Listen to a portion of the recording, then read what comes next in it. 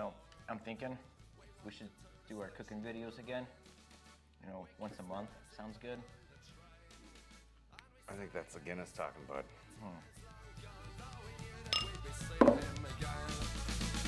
Sad to say, I must be on my way.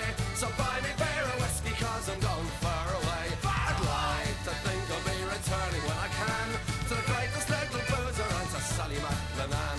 The years went by and times were changed, so I grew to be a man. I learned to love the virtues of Sally McLennan. I took the cheers and drank the beers and crawled back home. Welcome back to another episode of Sear It and Beer It. It's been a little while. We missed you guys. It's almost St. Patrick's Day, and we thought, what better time to do a lamb stew with a little barley and a wee bit of Guinness? A wee bit of Guinness, yeah. So to start, we've got chicken stock, salt, pepper, paprika. We've got turnips, parsnips, carrots, onions, leeks, garlic, and of course, the barley. You can't have barley soup without barley. We've got a nice cute little bundle of thyme, rosemary, and bay leaves. So as I'm about to season this meat, I just want to throw a disclaimer out there. Tom and I happen to have mustaches, and we happen to be Guinness enthusiasts. Yes. So if there's stuff in our mustache, it is what it is. Yeah, it happens. And I'm not going to reshoot these videos or these clips several dozen times just to not have a full mustache. I'm not bothered by it, so. It's a tribute to the finest beer. Yeah, absolutely. As much as we love Guinness, the real star of this show is this 2 pounds of lamb stew meat that we got from a local farmer, Hasselman Family Farm. Tremendous folks. Our friend Allison was on her way there and was kind enough to pick it up for us. So from here, we just need to season it. Since I'm going to be the one tossing the meat, if you would be so kind as to season my meat, that would be great. We'll start with some salt. We've got kosher salt here. Yeah, I went big grains of kosher salt just because I am getting a little older and I do like to see how much I'm putting in visually. And because it's going into a stew, it's going to dissolve. You're not going to get big chunks of salt in there. We've got paprika. Paprika. I love paprika. Can't go wrong with paprika. It's delightful. Just give it a little something interesting, you know? And then finally, we've got the fresh ground black pepper. So salt and pepper is your base. Paprika's wonderful for flavor. All right, well, that meat is seasoned, and I'm tired of wearing these gloves, and I'd like to drink my beer. Yeah. So perhaps we'll go get our Dutch oven onto the fire, and we'll get started. Yeah, we'll see you outside. All right, so what are we doing? Yeah, first you want to hit it with a little bit of oil. Olive oil is probably the best oil to use. And now, just feel it around. Once you smell the oil, you're good to go. Now Alan's gonna add the lamb to the pot, get a nice brown on it. Ooh. For once, the sizzle happened at the right time. Yeah, it works. That's perfect. Yeah. All right, so our meat is brown enough for us. Yeah. If it were beef, I'd probably leave it on a little longer and chase the color a little more, but the lamb, it's a delicate little animal. So we want to make sure we get it off before we fully cook it.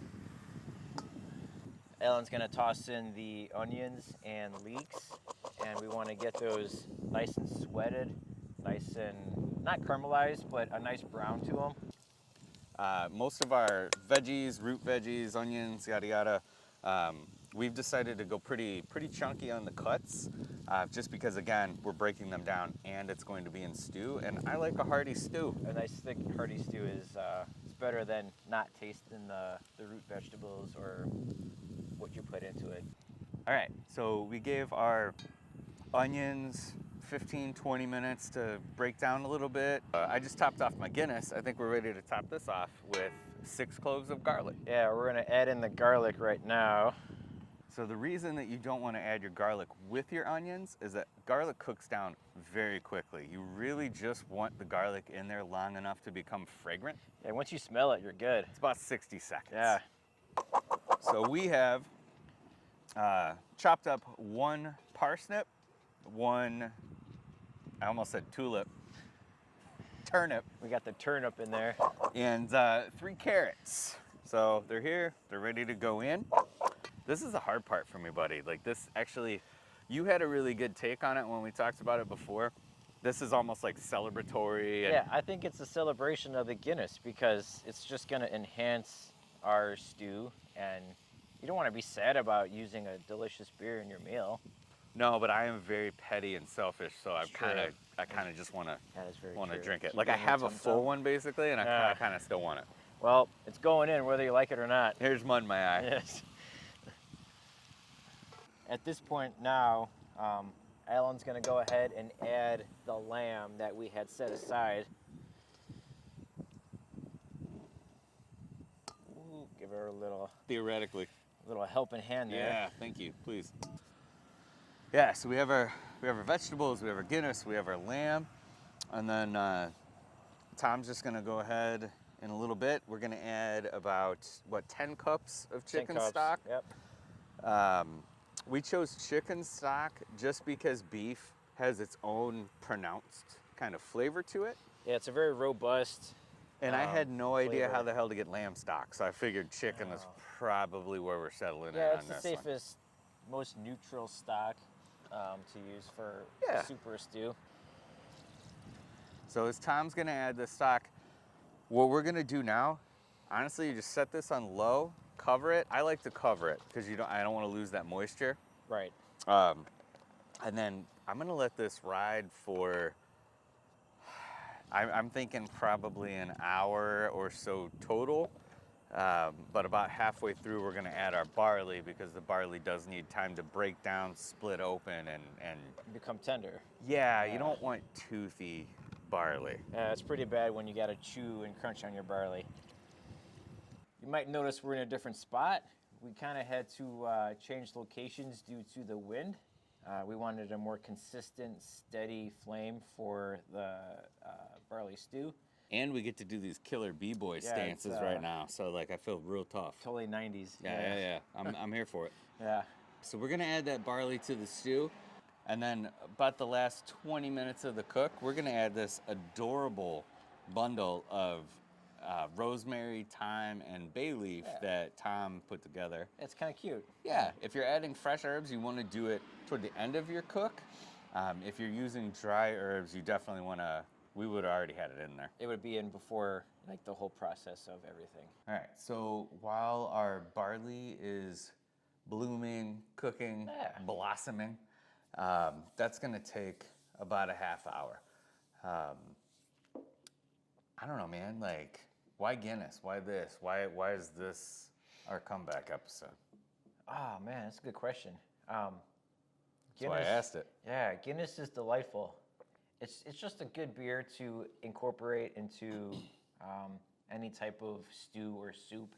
Oh my God, yeah. I mean, how do you argue with almost 300 years of just, I don't know, kicking ass? Yeah, they do it right, and there's a lot of Irish stouts out there, but nothing is. Most of them. Yeah, nothing is Guinness. So we're gonna go back out to the pot. We're gonna add in that bundle of herbs. Once those are ready, once those are done, once those have added the flavors that they're gonna add, let's bring the pot back in here and let's put it in some bowls, man. Yeah, you'll see us back with a bowl of Guinness, lamb, and barley stew. I love this place. Yeah. I heard the sight of Jimmy's making money far away. Some people left for heaven without warning. We walked them to the station in the rain. We kissed them as we put them on the train. And we sang them a song of times long gone, though we knew that we'd be seeing them again. I'm sad to say I must be on my way. So buy me beer or whiskey. All right, and we are back. As you can see, we took the pot off the burner. It was on for about an hour. We checked it every 20 to 30 minutes just to make sure it wasn't going wild without supervision. Yeah, we could give you times, but sometimes it's done when it's done. It's done when it's done. Yeah. 100%. Yeah. Let's get at it. Yeah. So we have created, I don't know, what I would call what's hot? A chunky stew. This is a stew, and it's delicious. So hot. Yeah, the barley is tender and soft. And the lamb, like when you bite into the lamb, Oh my it God, melts- this lamb. Yeah, it melts in your mouth. It does. Yeah. This is really good. We get, so I'm not necessarily pulling Guinness flavor out of this.